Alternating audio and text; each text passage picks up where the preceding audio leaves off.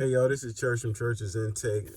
Let's get into another reading of his word, Enoch 1, chapters 52 through 57.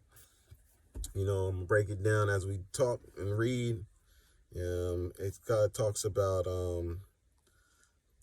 the promise after the tribulations. It talks about hell, where the messengers, the angels, is going into hell. It actually talks about the chosen ones separated from their family members. If you read that right in chapter 56, and as I read some of this passage and the stuff that I highlighted, I'm going to just talk a little bit about it and just let it flow. You know what I mean? I let the Spirit just flow over me.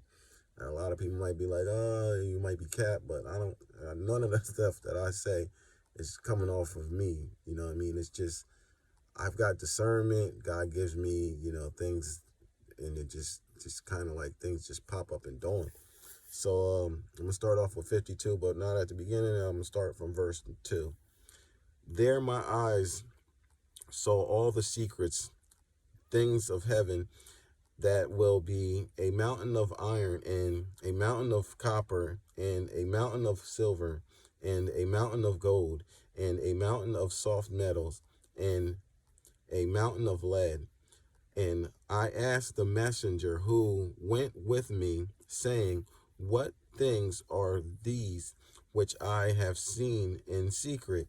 And he said to me, all these things which you have seen will serve the dominion of his anointed, that he may put potent, potent, potent and mighty on the earth. Potent and mighty on the earth. And that messenger of peace answered, saying to me, wait a little, and all the secret things which surround the Lord of spirits will be revealed to you. And these mountains which your eyes have seen, the mountains of iron, and the mountains of copper, and the mountains of silver, and the mountains of gold, and the mountains of soft metal, and the mountains of lead, all these will be in the presence of the chosen one, which is Jesus, as wax before the fire, and like the water which is steamed down, it streams down from above, and they will become powerless before his feet. They're going to get rid of him. And listen to this. And it will come to pass in those days that none will be saved, neither by gold or by silver, and none will be able to escape. And there will be no iron for war. There will be no iron for wars, no wars. Nor will one clothe oneself with a breastplate, no war. Bronze will be of no service, and tin will not be esteemed, and lead will not be desired, and all these things will be destroyed from the face of the earth when the chosen one will appear before the face of the Lord of spirits. You already hear that. All these things, iron, gold, bronze, soft metals, you know what I mean? Tin, lead, is going to be gone when Jesus comes back. That's not going to, it's going to be powerless. Gold and stuff ain't even going to be worth anything. Take that in. My eyes saw a deep valley with open mouths there, and all who dwell on the earth and sea and islands will bring gifts and presents and the signs and sign of homage to him. But that deep valley will not become full. The people that's on the earth, the wicked ones, is going to try to give presents to Jesus. And their hands commit lawless deeds, and the sinners devour all whom they lawlessly oppress. Yet the sinners will be destroyed before the face of the Lord of spirits, and they will be banished from off the earth of his. They will be banished from off the face of his earth, and they will perish forever and ever. They're going to try to bribe Jesus, but he already knows all these bad people's iniquities, and he is going to be like, away from me. He's getting rid of them. He's going to cast them to the fiery pit. For I saw the messenger of punishment abiding there and preparing all the instructions of Satan, all the instruments of Satan. And I asked the messenger of peace of peace, who went with me? For whom are they preparing these instruments? And he said to me, they prepare these for the kings and the mighty of this earth, that they may thereby be destroyed. And after this, the righteous and chosen one will cause the house of his transgression to appear. From now on, they will no longer be hindered in the name of the Lord of spirits.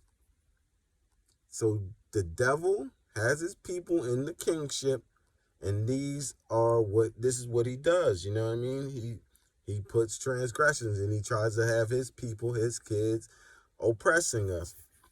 And these mountains will not stand as the earth before his righteousness, but the hills will be as a fountain of water, and the righteous will have rest from the oppressions of sins.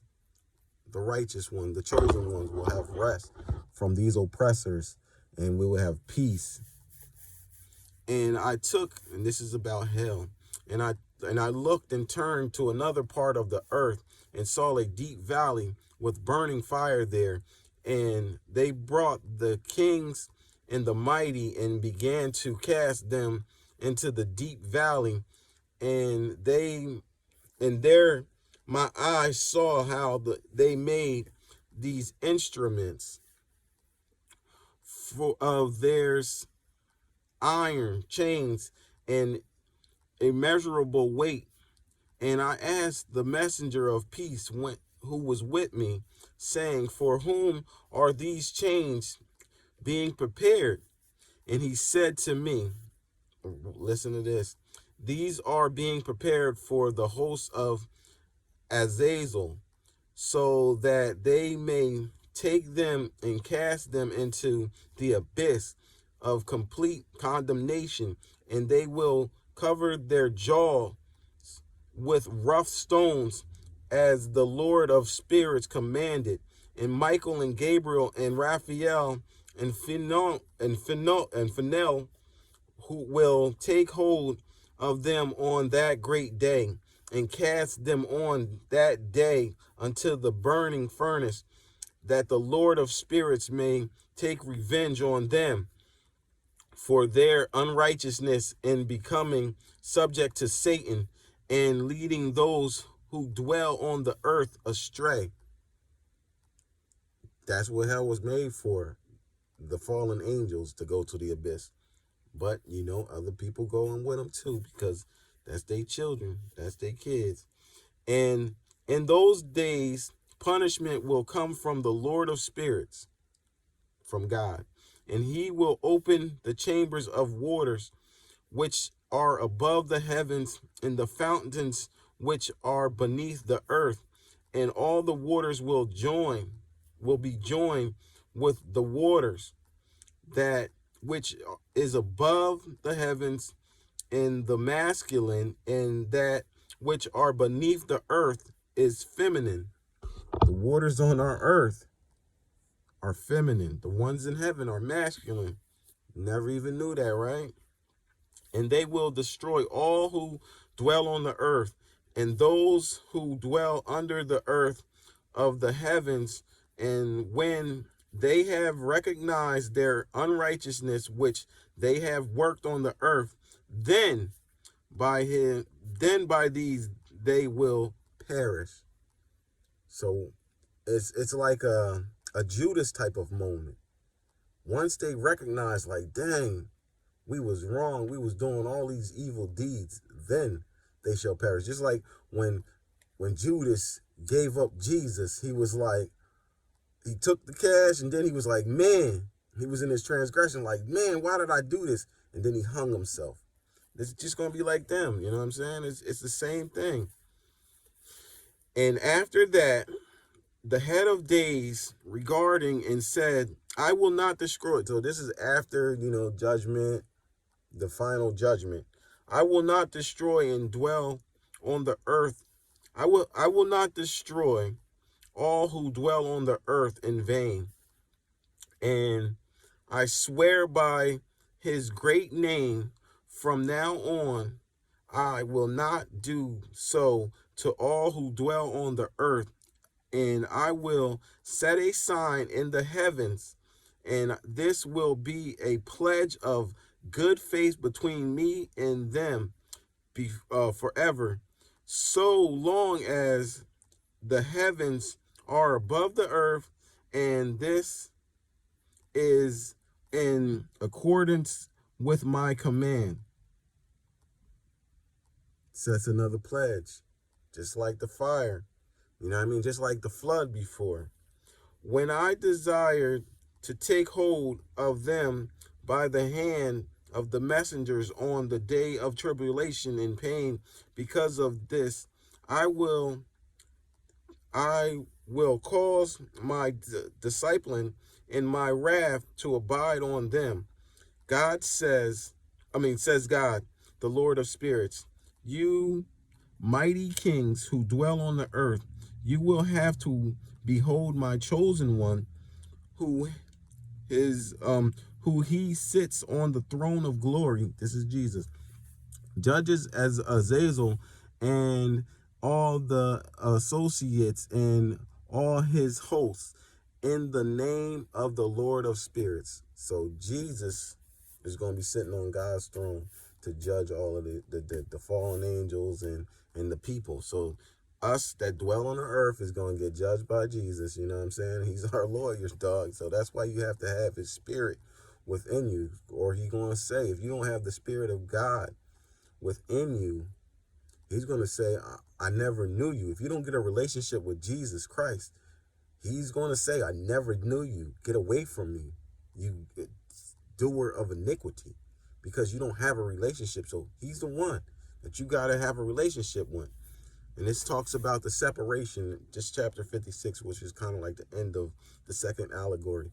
But it talks about the separation from, Jesus giving us insight from the chosen ones and your family members and all of that, your friends and family members and stuff. So listen up. And I saw there the hosts of the messengers of punishment going, and they held scourges and chains of iron and bronze. And I asked the messengers of peace who went with me, saying, to whom are these who hold the scourges going? And he said to me, to their chosen and beloved ones, that they may be cast into the chasm. This is your family members, that they may be cast into the chasm of the abyss of the valley. And then the valley will be filled with their chosen and beloved ones. And the days of their lives will be at an end. And the days of their leading astray will no longer be reckoned. And in those days, the messengers will return and hurl themselves to the east of the Parthafans and Medes. They will stir up the kings so that a spirit of unrest. See, this is what the messengers, the people, that the archangels that's supposed to help the chosen one, they're going to stir up their spirits of unrest and will come on them, and they will rules them from their thrones, that they may break out as lions from their liars, and as hungry wolves among their flocks. and they will go up and tread over underfoot of land of his chosen ones. So he's going to reverse it. They're going to be treading under us. He's going to turn their minds to have them think that they, you know what I mean, they're going to go about destroying the chosen ones and the righteous ones, when they're going to get, it's going to be in the reverse. They're going to get it, and they're going to be treading underfoot to us, the chosen ones and the righteous ones. And the land of his chosen ones will be thrashing floor and a highway before them. Thrashing floor and a highway before them. So it's going to be reversed. But the city of my righteous will be in hindrance to their horses. We're going to be a hindrance to the evil ones, the evil people, the children of the devil. You know what I mean? The ones that's got evil spirits, the ones that's trying to have us be in bondage and all of this. And they will be begin to fight amongst themselves, and their right hand will be strong against themselves. Listen to it. I mean, I can't, you know what I'm saying? I'm just trying to recite what the word says. I know it might be a little rough, but just listen to it. They're going to be turned against themselves, these evil and wicked ones. That's what the evil and wicked always going to do. They're going to fight against themselves. They're going to turn against themselves. But at the beginning of that type of stuff, when they're trying to cause calamity and destruction and all of that, they are going to think that they're doing their will. They're going to think that their will is going to come to pass, when it's never going to happen. And listen to this last part of this. Turn against them, strong against themselves, and a man will not know his brother, because some of y'all believe your brothers is with y'all and they not. And listen to this. Nor a son his father or his mother. Your mom and your dad. This is spiritual warfare, y'all. If your mom and your dad ain't on the right side of God, they're going to transpire up against you. Some of you chosen ones already know this now, you know what I mean? It says it in the regular Bible as well. You know what I mean? A man's own household, his own enemies is in his own household. And Enoch was written this stuff way before Jesus coming and saying that, you know what I'm saying? So this is just verification of the same. And this is at the end time. So you already know this is the time that we live in. People in your family group, your family, your immediate family, your mama, your daddy, your sister, your brothers, y'all gonna be fighting amongst one another. If one of you is righteous and the other one is not righteous, or if all y'all righteous, then y'all be good. But if all y'all wicked, then y'all be still good. But y'all gonna be fighting still amongst yourselves as the wicked. But yeah, the brother, a man will not know his brother, nor his son, his father, or his mother, until there is no number of the corpses through the slander, and their punishment is not in vain. God's saying it's going to come to pass. And in those days will open its jaws. Oh, Shalah, hell will open its jaws, and they will be swallowed up therein, and their destruction will be at an end.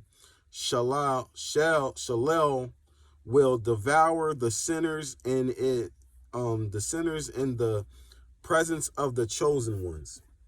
That's what that scripture says right there at the bottom of that. Like, you won't know your mother, your father, because these people, they've been putting on facades for so long. And it came to pass after this that I saw another host of wagons, and the man riding thereon, and coming on the wind of the east and from the west to the south, and the noise of their wagons was heard. And when the turmoil took place, the holy ones from heaven noted, and the pillars of the earth were moved from their place, and the sound thereof was heard from one end of the heavens to the other end in one day. So this is all going to happen in one day. And they will all fall down and worship the Lord of spirits. And this is the end of the second allegory. So what he was talking about was basically, you know what I mean, your enemies. At the end of that, your enemies is the people in your own household. Like, God started telling you about certain things about your family and friend groups. And if you are walking with God and you following his purpose, he definitely done told you about these things. And he wanted you to be separated from these type of folks, because some of these folks want your destruction, you know what I mean, by any means necessary. They are on the wicked side. They work for the devil. Knowingly, some of them unknowingly, but they still on the wrong side of Christ. Even though they might believe, some of your family members or whatever, they believe they go to church and that's what it is. But if they gossiping and slandering people, he just talked about slander. If they slandering people, trying to stagnate you, block you from progressing in life and stuff, these are wicked people. And it's coming to pass at the end times that this shall happen. So God's already been separating you from different people in your family. If he has not, then he will, you know what I'm saying? And you're going to find out who's really with Christ, who capping out here, perpetrating that they are with him, and they really not, you know what I mean? You still have to go through trials and tribulations regardless, and you have to test all these people in your family regardless too, because God makes that happen. So if you haven't been tested through friends and family, you know what I mean, and if everybody's still the same in your group and everybody, you know what I mean, all close-knit, I can tell you straight facts that you don't know what's going on. Everybody ain't. That's why he says, if you love your mother, your father, your sister, your brother, your wife, your husband, your children, if you love anything of these things more than me, more than God, more than the Son of God, then you are not with me. You are not for me. If you ain't willing to give up these things for me and test these things, because listen, Abraham tested God. You know what I'm saying? He had to take that test from God. Like, I'm going to give up my firstborn, my son from my wife that she been waiting for. You know what I mean? I'm going to give him up for you. I'll sacrifice my son for you, God. And then God said no. But God had to test his heart posture. He had to make sure that he would go to the bitter end until he knew, like, God was like, nah, I ain't gonna do you like that, dog. I just wanted to feel that heart inside of you. I wanted to know if you really truly rolled with me, just to be riding with me, not for no material gains, not for no accolades, not for nothing, but you just believe and trust in me, that you ride with me, and you knowing, but you being with me, that ain't nothing can happen to you. Ain't nothing. Ain't nobody can come against you. Ain't nobody stronger than me. Ain't nobody can do anything unless I say so. And that's what people are scared to go through. But that's what you have to go through to be a true chosen one, to be a member of Christ. His discipleship, his people that's going to be talking out here, you have to go through the fire, dog. And it's a different fire, you know what I mean? Make it all glorious. It's all great gains, you know what I'm saying? When you going through these type of things, yeah, it sucks. Yeah, it hurts. But once you go through, he already strengthened you in the faith. He strengthened you in your faith of just you being a man or a woman, that you can do all things through Christ who strengthens you. You don't need nobody else. You don't need nothing else. Yeah, he'll give you a wife. He'll give you kids. He'll give you all these things. But you can't put those things in front of him.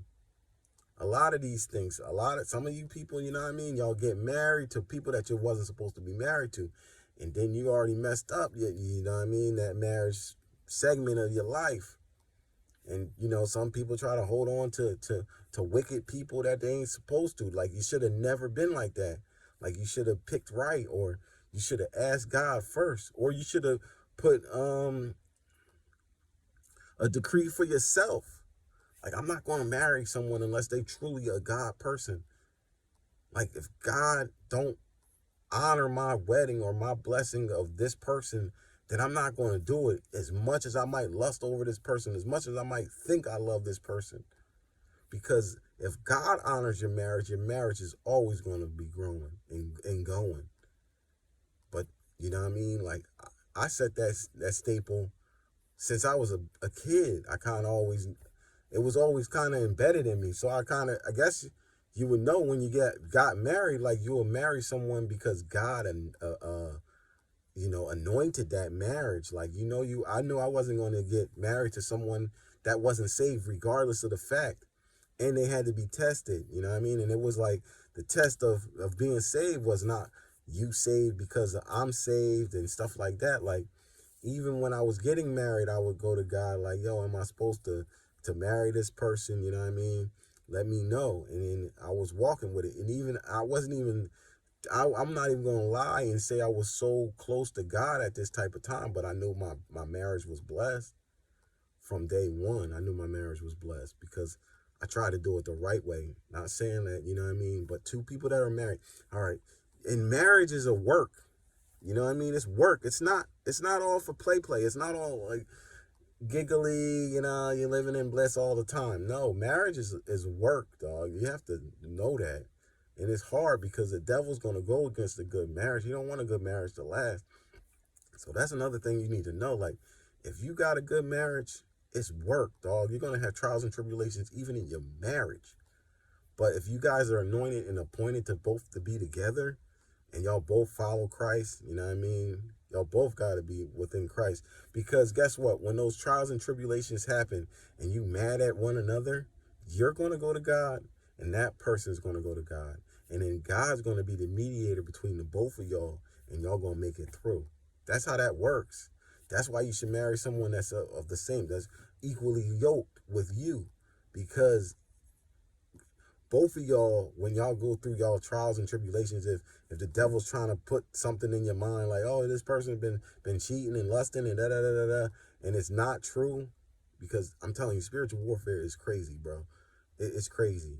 It's crazy. But you can go to God. That person can go to God. Like, y'all could be mad, sleeping in different rooms and all that, but y'all both still go to God. And God is the mediator, and he'll bring that back together. And then he'll bring it to a point that y'all both talking about a situation like, oh, for real? Like, you really didn't? And, oh, I thought you was, and da-da-da-da. And then, dowie. Y'all back on one accord again. You know what I mean? So if it's blessed by God, you already know God ain't going to be capping on that type of relationship. He going to anoint that. He going to kick whoever needs to be up out of that relationship out of there. You know what I'm saying? And it's all blessed. So I'm going to leave that one right there. Like, subscribe, and share. This is Church from Church's Intake. God bless.